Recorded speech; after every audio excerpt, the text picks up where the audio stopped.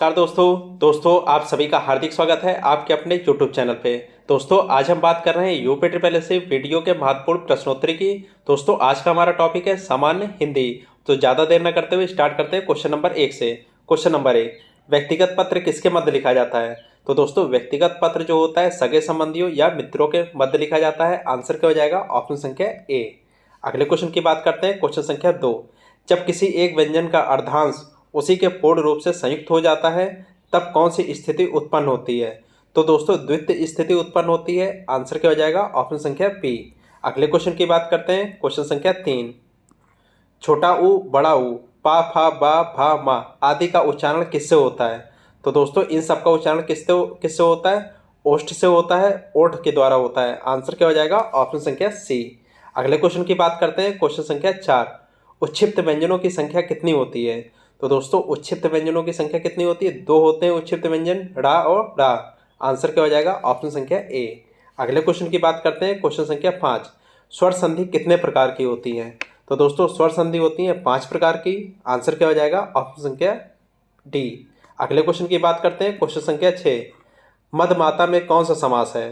तो दोस्तों मधमाता में है तत्पुरुष समास। आंसर क्या हो जाएगा? ऑप्शन संख्या डी। अगले क्वेश्चन की बात करते हैं, क्वेश्चन संख्या 7, इनमें से किसमें निरुपसर्ग नहीं है? तो दोस्तों उपसर्ग क्या होते हैं?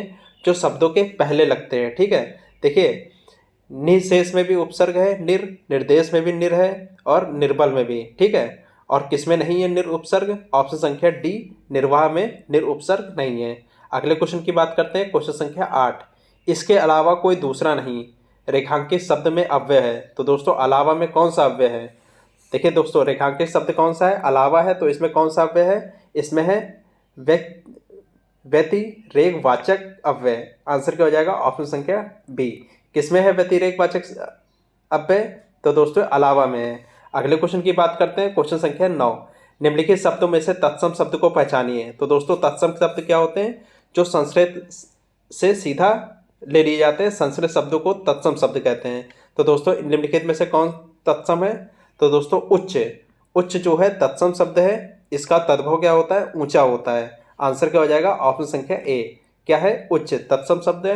अगले क्वेश्चन की बात करते हैं, क्वेश्चन संख्या 10, निम्नलिखित शब्दों में से तद्भव शब्द को पहचानिए। तो दोस्तों तद्भव शब्द क्या होते हैं? जो संस्कृत भाषा से हिंदी भाषा में ले लिए जाते हैं। तो दोस्तों तद्भव शब्द कौन सा है? नेह जो है तद्भव शब्द है। आंसर क्या हो जाएगा? ऑप्शन संख्या ए। अगले क्वेश्चन की बात करते हैं, क्वेश्चन संख्या 11, निम्नलिखित शब्दों में से अर्ध तत्सम शब्द को पहचानिए। तो दोस्तों अर्ध तत्सम शब्द कौन सा है? आज्ञा। आंसर क्या हो जाएगा? ऑप्शन संख्या बी। अगले क्वेश्चन की बात करते हैं, क्वेश्चन संख्या 12, निम्नलिखित में से कौन देशज शब्द है? तो बताइए दोस्तों देशज शब्द कौन सा है? जूता। जूता जो है देशज शब्द है। आंसर क्या हो जाएगा? ऑप्शन संख्या ए। अगले क्वेश्चन की बात करते हैं, क्वेश्चन संख्या 13, निम्नलिखित विशेषणों में से सर्वनाम को पहचानिए। तो बताइए दोस्तों कौन सा सर्वनाम होगा? तुम। ठीक है, तुम सर्वनाम होगा। संज्ञा के स्थान पर जो शब्द प्रयोग किए जाते हैं वे सर्वनाम कहलाते हैं। तो दोस्तों यहाँ पे तुम सर्वनाम होगा। आंसर क्या हो जाएगा? ऑप्शन संख्या डी। अगले क्वेश्चन की बात करते हैं, क्वेश्चन संख्या 14, प्रखर शब्द है। तो दोस्तों प्रखर शब्द कैसा है? ये विशेषण शब्द है, किसी की विशेषता बता रहा है। आंसर क्या हो जाएगा? ऑप्शन संख्या डी। अगले क्वेश्चन की बात करते हैं, क्वेश्चन संख्या 15, प्रतिदिन किस प्रकार का क्रिया विशेषण है? तो दोस्तों जो प्रतिदिन है कालवाचक क्रिया विशेषण है। काल बता रहा है, प्रतिदिन मतलब रोजाना बता रहा है, उसका काल बता रहा है। तो कालवाचक क्रिया विशेषण है। आंसर क्या हो जाएगा? ऑप्शन संख्या डी। अगले क्वेश्चन की बात करते हैं, क्वेश्चन संख्या 16, निम्नलिखित में से क्रिया विशेषण अव्यय बताइए। तो दोस्तों क्रिया विशेषण अव्यय कौन सा है? अधिक मत बोलो। यह क्या है? क्रिया विशेषण अव्यय है। आंसर क्या हो जाएगा? ऑप्शन संख्या सी। अगले क्वेश्चन की बात करते हैं, क्वेश्चन संख्या 17, वह सोता है परंतु बहुत सपने देखता है। व्याकरण की दृष्टि से रेखांकित शब्द को पहचानिए। तो दोस्तों रेखांकित शब्द क्या है? देखिए परंतु के नीचे रेखा है, तो परंतु कौन सा शब्द है? तो दोस्तों बताइए परंतु है अव्यय शब्द। ठीक है, आंसर क्या हो जाएगा? ऑप्शन संख्या डी। परंतु अव्यय अव्यय क्या होते हैं? जिनको लगाने या हटाने से वाक्य में कोई परिवर्तन नहीं पड़ता। अगले क्वेश्चन की बात करते हैं, क्वेश्चन संख्या 18, मैं भी जाऊंगा, रेखांकित शब्द को पहचानिए। तो दोस्तों रेखांकित शब्द क्या है यहाँ पे? भी। और भी क्या है? भी दोस्तों है निपात। आंसर क्या हो जाएगा? ऑप्शन संख्या सी। अगले क्वेश्चन की बात करते हैं, क्वेश्चन संख्या 19, निम्नलिखित में से कौन सा शब्द आंख का पर्यायवाची नहीं है? तो बताइए दोस्तों आंख का पर्यायवाची नहीं है। देखिए अच्छी आंख का पर्यायवाची है, नयन आंख का पर्यायवाची है, दृक आंख का पर्यायवाची, जबकि दृगम्बु आंख का पर्यायवाची नहीं है। आंसर क्या हो जाएगा? ऑप्शन संख्या डी। ठीक है, यहाँ पूछा गया आंख का पर्यायवाची नहीं है, तो दृगम्बु आंख का पर्यायवाची नहीं है। अगले क्वेश्चन की बात करते हैं, क्वेश्चन संख्या 20। उसे एक अक्षर नहीं आता, रेखांकित शब्द का सटीक विलोम होगा। तो दोस्तों रेखांकित शब्द क्या है? अक्षर। तो अक्षर का विलोम क्या होगा दोस्तों? ये होगा क्षर। आंसर क्या हो जाएगा? ऑप्शन संख्या ए। अगले क्वेश्चन की बात करते हैं, क्वेश्चन संख्या 21। युग्म शब्द की कौन सी जोड़ी सही है? तो बताइए दोस्तों कौन सी जोड़ी सही है? बंदी, वंदी। आंसर क्या हो जाएगा? ऑप्शन संख्या सी। ठीक है, ये सही है। अगले क्वेश्चन की बात करते हैं, क्वेश्चन संख्या 22। इस वाक्यांश के लिए एक शब्द बताइए जिसे गिना ना जा सके। तो दोस्तों उसे क्या कहते हैं? उसे कहते हैं अगिनत। आंसर क्या हो जाएगा? ऑप्शन संख्या डी, इनफाइनाइट। अगले क्वेश्चन की बात करते हैं, क्वेश्चन संख्या 23। दायां रास्ता साफ हो, रेखांकित शब्द क्या है? तो दोस्तों रेखांकित शब्द क्या है? दायां है, और दायां क्या है? संबंध बोधक शब्द। ठीक है, संबंध बता रहा है कि दायां रास्ता जो आपका होगा वो साफ होगा। आंसर क्या हो जाएगा? ऑप्शन संख्या सी, संबंध बोधक शब्द है। अगले क्वेश्चन की बात करते हैं, क्वेश्चन संख्या 24। बच्चे बस से पाठशाला जाते हैं, इस वाक्य में कौन सा कारक है? तो दोस्तों किससे जाते हैं, किसके द्वारा जाते हैं? ये जाते हैं बस से। बस क्या है? करण कारक है। ठीक है, के द्वारा। आंसर क्या हो जाएगा? ऑप्शन संख्या डी, करण कारक है। ठीक है, अगले क्वेश्चन की बात करते हैं, क्वेश्चन संख्या 25। किस शब्दों से वचन की पहचान नहीं होती है? तो बताइए दोस्तों किस शब्दों से वचन की पहचान नहीं होती है? देखिए दोस्तों, विशेषण से वचन की पहचान नहीं होती, जबकि संज्ञा, क्रिया और क्रिया विशेषण से होती है। तो दोस्तों इसका आंसर क्या हो जाएगा? ऑप्शन संख्या डी। ठीक है, विशेषण वाक्यों से वचन की पहचान नहीं होती है। अगले क्वेश्चन की बात करते हैं, क्वेश्चन संख्या 26। वाच्य के कितने प्रकार हैं? तो दोस्तों वाच्य के 3 प्रकार होते हैं। आंसर क्या हो जाएगा? ऑप्शन संख्या ए। अगले क्वेश्चन की बात करते हैं, क्वेश्चन संख्या 27। निम्नलिखित में से कौन सा वाक्य पूर्ण भूतकाल का उदाहरण है? तो बताइए दोस्तों पूर्ण भूत का उदाहरण कौन सा है? वे आए थे, वे आ चुके हैं, मतलब आज आए थे। ठीक है, मतलब वो जो कार्य है पूरी तरह से पूर्ण हो गया है। तो कौन सा पूर्ण भूतकाल का उदाहरण है? ऑप्शन संख्या सी, वे आए थे। अगले क्वेश्चन की बात करते हैं, क्वेश्चन संख्या 28।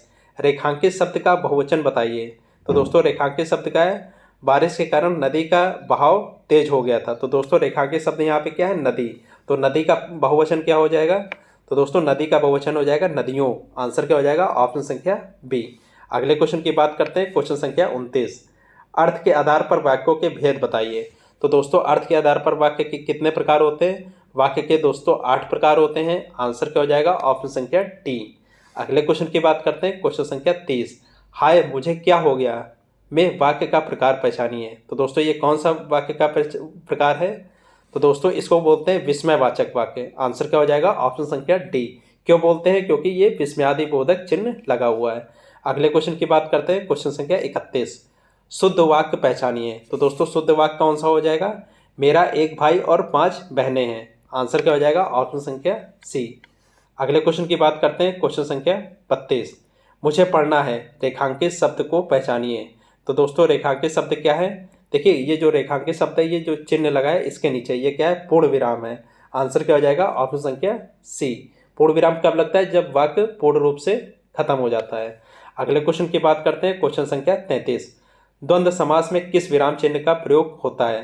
तो देखिए द्वंद्व समास दोस्तों कैसे लिखते हैं? एक कोई वाक्य होता है, फिर ऐसे लगा देते हैं, फिर ये वो होता है, शब्द होता है। ठीक है, तो ये जो चिन्ह होता है इसको क्या बोलते हैं दोस्तों? इसको बोलते हैं, बताइए इसको क्या बोलते हैं? इसको बोलते हैं संयोजक चिन्ह या फिर योजक चिन्ह। आंसर क्या हो जाएगा? ऑप्शन संख्या बी। अगले क्वेश्चन की बात करते हैं, क्वेश्चन संख्या 34। दुर्घटना का दृश्य देखकर नीलिमा का कलेजा पसीज गया, रेखांकित मुहावरे का अर्थ होगा। तो दोस्तों इसका अर्थ क्या होगा? कलेजा पसीज गया मतलब उसका दया उत्पन्न हो गई, मन द्रवित हो गया। आंसर क्या हो जाएगा? ऑप्शन संख्या डी। क्या आंसर हो जाएगा? ऑप्शन संख्या डी। अगले क्वेश्चन की बात करते हैं, क्वेश्चन संख्या 35।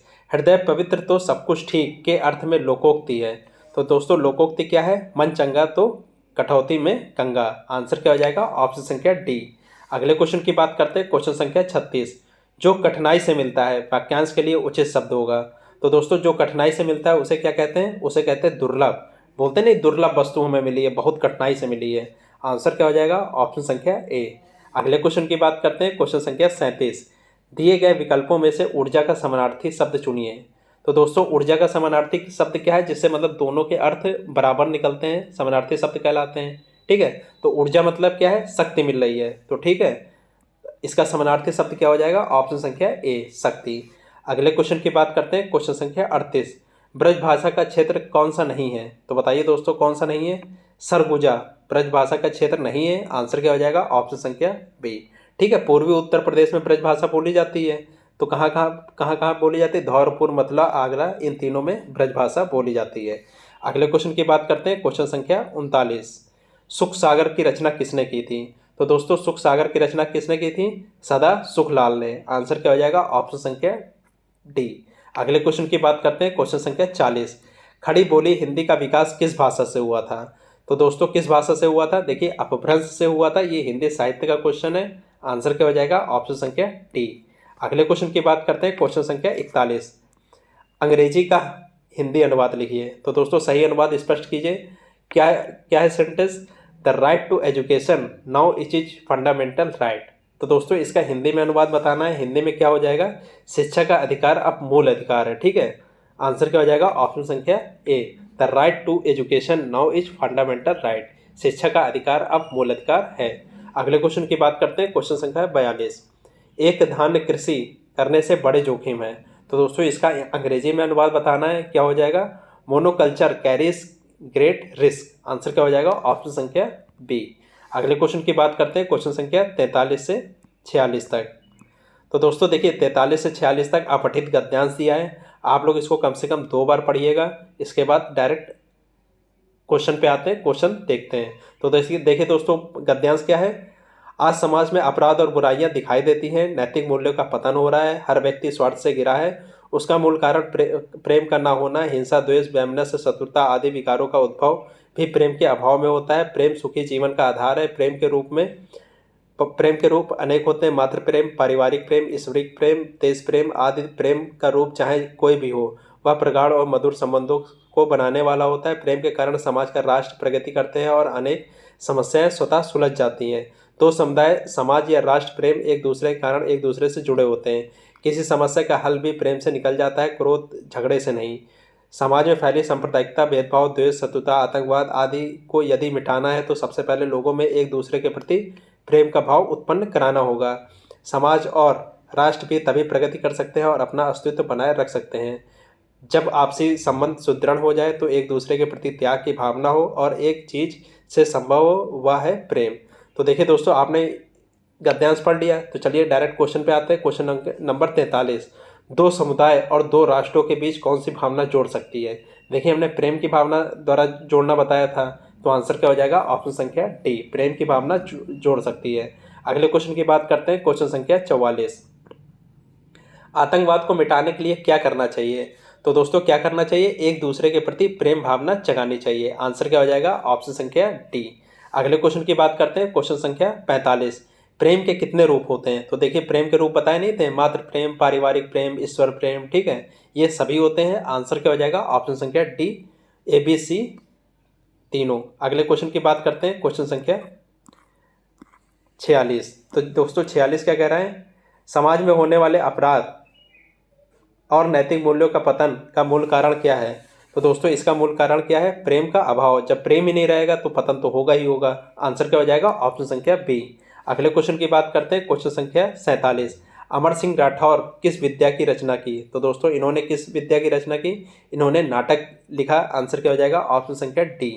अगले क्वेश्चन की बात करते हैं, क्वेश्चन संख्या 48। काट का सपना किसकी रचना है। तो दोस्तों काट का सपना है मुक्तिबोध की रचना। आंसर क्या हो जाएगा, ऑप्शन संख्या ए। अगले क्वेश्चन की बात करते हैं, क्वेश्चन संख्या 49।